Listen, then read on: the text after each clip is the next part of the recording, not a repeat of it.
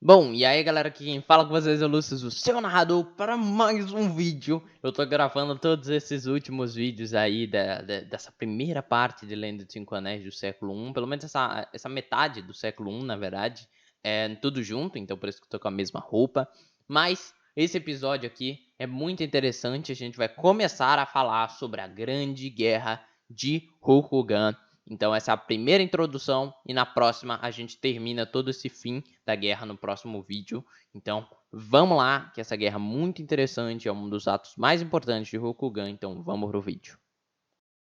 Século I, ano 33. A guerra contra Fuleng. Antes de falar na guerra, outras duas coisas aconteceram nesse ano. O primeiro é que o primeiro Izizumi apareceu em Rokugan. Izizumi é as pessoas que tatuam seu corpo para ganhar certos tipos de poderes especiais, meio que divinos, dados e feitos pelo sangue de Togashi. Posteriormente, eles se tornaram a Ordem dos Tatuados Togashi. Outra coisa que eu preciso falar para vocês é sobre Atarashi. Atarashi é o filho de Hida com Masiko.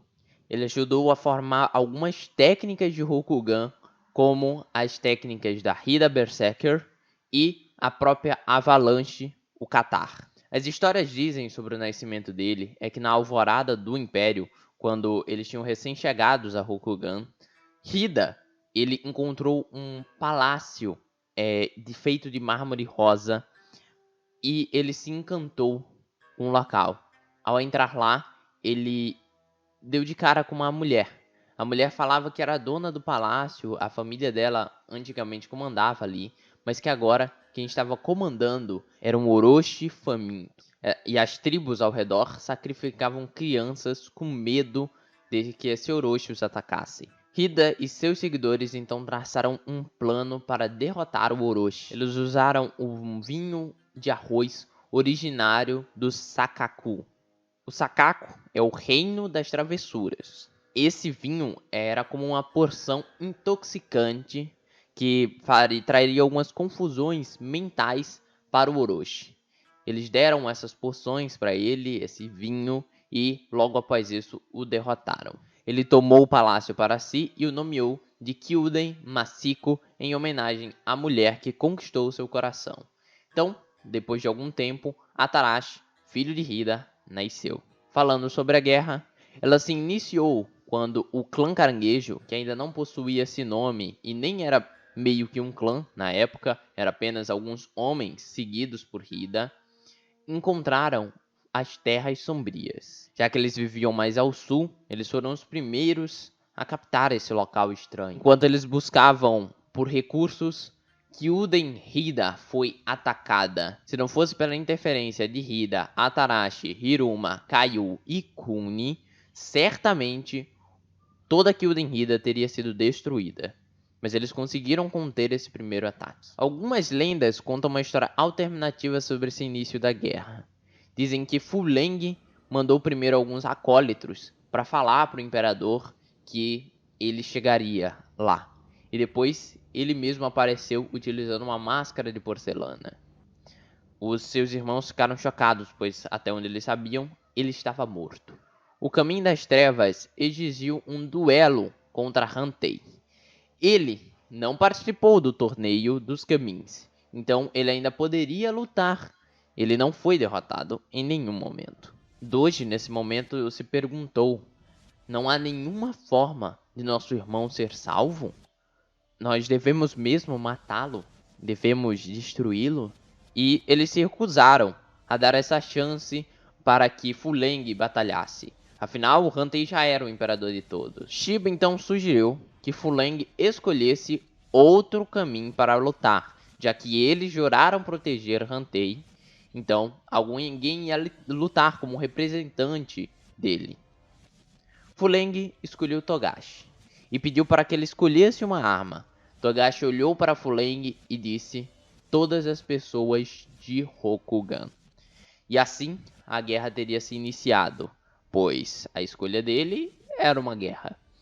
Outras histórias também dizem que Hantei pessoalmente que escolheu o Togashi, mas a frase Togashi teria sido a mesma de que todas as pessoas de Rokugan seriam sua arma.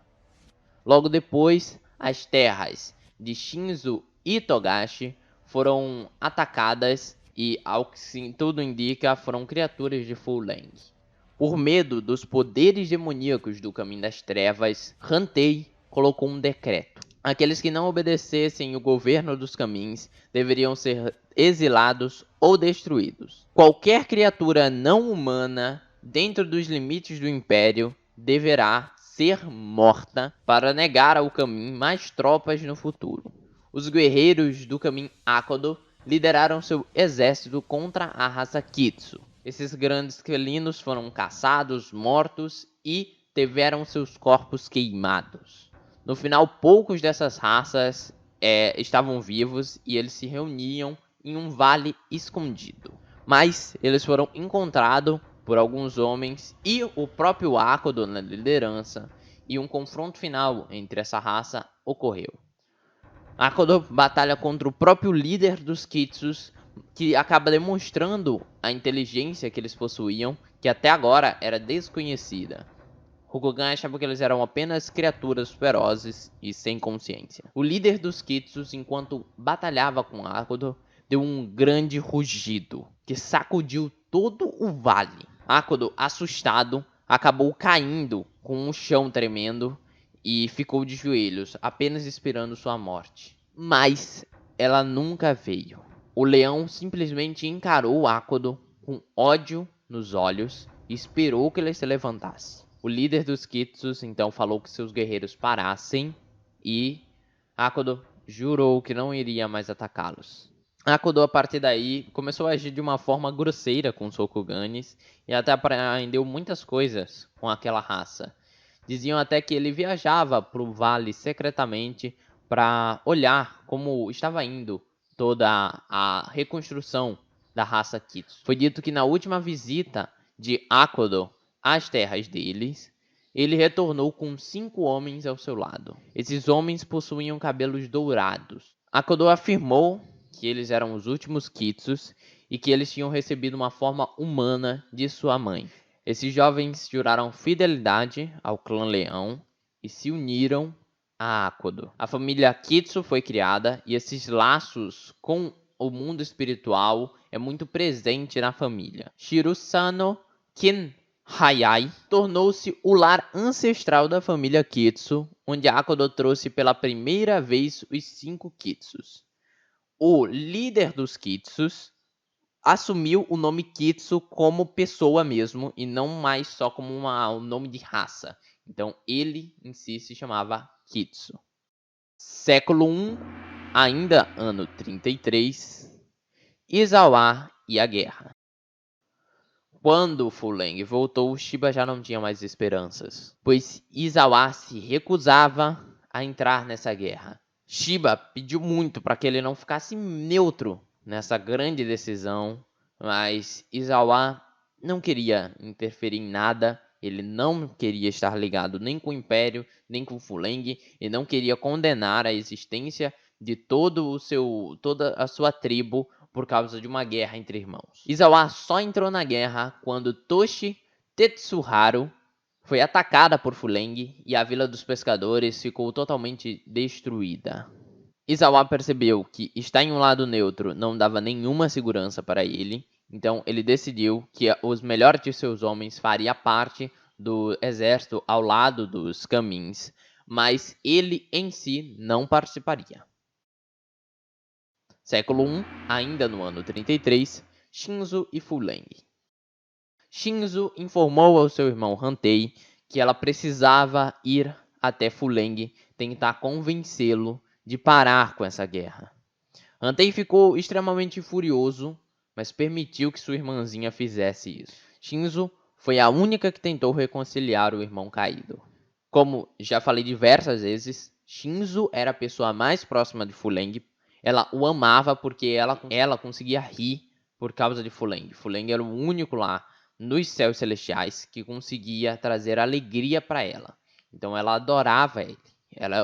Ele era o irmão favorito dela. Ela visitou a cidadela das Terras Sombrias sozinha, mas seus esforços foram em vão. Aquele Fuleng que ela conhecia no passado não existia mais. Toda a sua alma, a sua existência tinha sido corroída pelas terras do mal do Shikoku e, infelizmente, eles não conseguiram se aproximar. Logo após isso, Shinzo enviou uma carta por seu vassalo Ide e por Dairezu, um dos seus aprendizes, para a tribo Yabanji, para que eles pudessem ajudar o Império. O chefe da tribo Yabanji, Batu, avisou para Bairezu que não mandasse mais nenhuma mensagem para eles. E eles se recusaram a ajudar o Império. Século I, ano 34, preparos para a guerra. O Palácio Imperial e as muralhas de Utanzanwushi são demolidos para que possa ser reconstruído muito mais fortificado para que pudessem aguentar a guerra. Século I, ano 35, Akodo versus Fuleng. Durante a guerra, a esposa de Akodo, que havia se casado durante esse tempo, já que Matsu nunca se casaria com ele, Nisiko, foi sequestrada em um dos postos avançados de guerra por um cerco das Terras Sombrias. Akodo então avançou no posto de guerra, esperando os caranguejos, mas que acabaram sendo cercados no caminho, e avançou entre os Onis, os mortos-vivos, até finalmente chegar ao lado de sua esposa. Eles começaram a fugir, sendo perseguidos por ogros e demônios, e ficaram em uma casa localizada onde o Rio do Mercado Afogado e o Caminho dos Elementos se cruzam. Nisiko teve um de seus filhos ali mesmo, naquela casa, que seria o herdeiro de Akodo, e todos começaram a partir. Porém, Solitento, agora chamado apenas de Kitsu, e os seus filhos se sacrificaram para que pudessem fazer com que Akodo fugisse. O local onde ele morreu se tornaria Shinden Shirai, o Templo do Futuro, um lugar sagrado que favorecia todas as mães do clã Leão que fossem até o local para que tivessem os seus filhos. Akodo depois retornou à batalha e cara a cara lutou contra Fuleng. Ele conseguiu ferir o Caminho das Trevas e estava perto de o matar, mas não fez. Depois de tudo que aconteceu no Torneio dos Caminhos, ele percebeu que nunca, em jamais circunstâncias, ele poderia ou deveria matar um filho dos céus, um de seus irmãos. Então ele disse: um filho do céu não mata seus irmãos, não importa o crime. Isso ele falou para Hida depois de tudo que aconteceu. Pois, quando não teve forças o suficientes, Fuleng escapou e uma manada de Onis começou a batalhar contra Akodo e Matsu. Matsu lutava mais ousadamente, ia pra cima com tudo, até o momento que ela estava cercada. Akodo viu ela em perigo e a ajudou. Mas ele já estava lutando com Onin, então foi apenas mais pessoas para que ele pudesse batalhar. Akodo matou a criatura, mas o sangue daqueles monstros acabou caindo sobre o seu olho. Ele estava com uma visão turva, com o rosto cheio de sangue, mas mesmo assim batalhava contra as criaturas. Ele conseguiu salvar Matsu e os dois saíram da luta, mas o seu olho esquerdo já não funcionava mais. O sangue das criaturas também era corrosivo e destruidor. Aquele lodo preto que eles soltavam conseguiu fazer com que Akodo ficasse cego de um olho. Ele nunca mais conseguiu lutar como antes, então se afastou das guerras. E pelo que tinha acontecido com Fuleng, ele também jurou que não iria mais levantar uma espada, passando a liderança de suas tropas para Matsu. Foi aí que ele também ganhou o apelido de Akodo Caolho. Bom, galera, eu sei que eu falo isso no final do vídeo, mas eu quero muito que vocês vão lá no Alvorada Imperial, minha primeira campanha de RPG que veio no canal. É o primeiro link da descrição. Essa cena de Akodo perdendo o olho é uma das melhores cenas que eu já narrei em toda a minha vida. Então eu recomendo que vocês vão lá assistir, porque é emocionante. Eu vou botar aí na tela qual episódio aparece essa cena, em qual minuto e tal, mas espero que vocês assistam todo o RPG. Século 1, ano 36. Maldição de Yogo. Yogo, marido de Asako, teve uma grande vitória contra as tropas de Fuleng. Ele conseguiu quebrar a proteção especial que estava no Castelo do Assassinato, que era um dos grandes fortalezas que Fuleng liderava. Por causa do ódio dessa grande proteção, desse grande feitiço ter sido quebrado por um mortal, Fuleng pessoalmente lançou um feitiço de maldição em Yogo. O feitiço era muito poderoso e Yogo voltou ao seu clã para que os Izawais pudessem analisar o que estava acontecendo. O próprio Izawa tentou quebrar esse feitiço junto com diversos outros Shugenjas, mas infelizmente eles não conseguiram. A única coisa é que eles entenderam o que aquele feitiço iria fazer. No momento mais crucial de sua vida, irá trair quem mais amar. Os Shugenjas da Fênix também entenderam que aquela maldição passaria pelo seu sangue de geração em geração. Mas ainda bem que ele já possuía um filho, então, antes dessa maldição ser soltada, então ele não foi amaldiçoado por ela. Mas Yogo não queria viver com isso. Não queria viver uma vida em que no momento mais crucial de sua vida, ele trairia sua mulher, ele trairia seu filho. Então ele decidiu fazer um ritual de seppuku para que ele pudesse morrer. Mas no momento em que ele estava prestes a fazer o ritual, Bayushi chegou até ele e o convidou para que entrasse no clã Escorpião. Yogo explicou de sua maldição, falou que não adiantaria porque uma hora ele iria trair Bayushi e todo o clã, mas Bayushi deu uma grande resposta.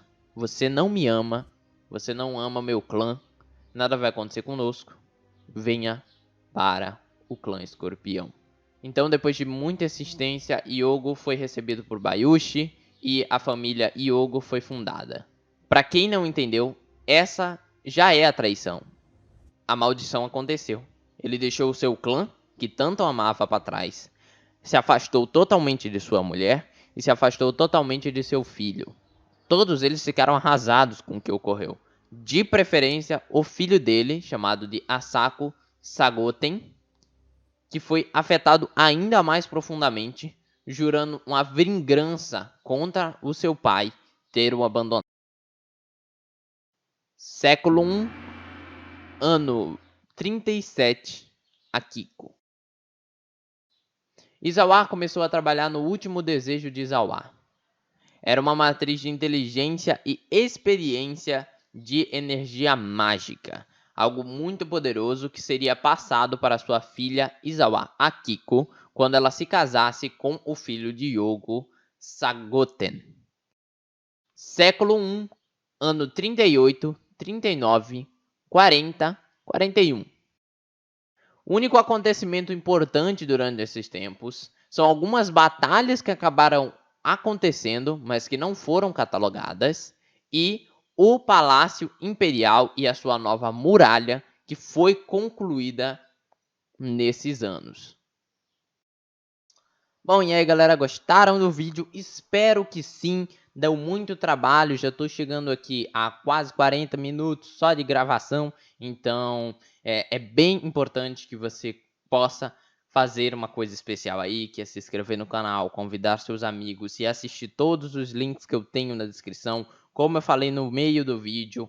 Assistam a Alvorada Imperial, melhor campanha que eu já fiz, que eu trouxe para o YouTube. Se você não assistiu, é bom ir assistir, porque toda essa parte do começo de Rokugan é muito melhor contado se você ver o vídeo, porque lá, digamos assim, que eu dei um arco, não tem como contar numa história, não tem como eu inventar uma batalha, não tem como eu falar qual golpe Fuleng deu em Akodo, nem qual golpe Akodo deu em Fuleng, contando aqui pra vocês, porque não tá na lore. Lá na lore não explica qual golpe um deu no outro. Mas, na minha campanha, eu tenho uma liberdade de falar coisas que não aconteceram, digamos assim, não são mostradas como que ocorreu, e eu dei uma cara pra isso. Então é muito importante você ver e de preferência aí vamos ao rumo de 1000 inscritos, porque eu não ganho nada para tudo isso que eu tô fazendo, tá, gente? Eu gravo vídeos, deixa eu até ver agora. Eu tenho quase 500 vídeos postados no canal. Quase não, na verdade, com esse daqui e os outros 2 que eu vou lançar, já bateu 500 vídeos no canal. Eu nunca ganhei R$ 1 por ele. Dá sempre trabalho, eu edito, eu faço tudo sozinho, thumb, gravo, escrevo o que eu vou falar e por isso eu preciso do apoio de vocês para que a gente possa finalmente ser um canal monetizado, que possa ganhar algo com o YouTube. Mas lógico que eu já ganho vocês aí assistindo e já é uma baita de uma coisa. Mas com um dinheiro, mesmo que baixo, vindo do YouTube, a qualidade dos vídeos vão poder aumentar. Eu vou poder contratar um editor e assim vai começar a sair vídeo mais em massa do que já sai e com uma qualidade muito melhor. Então é isso. Aqui que falou com você, sou Lúcio, o senador, e fui.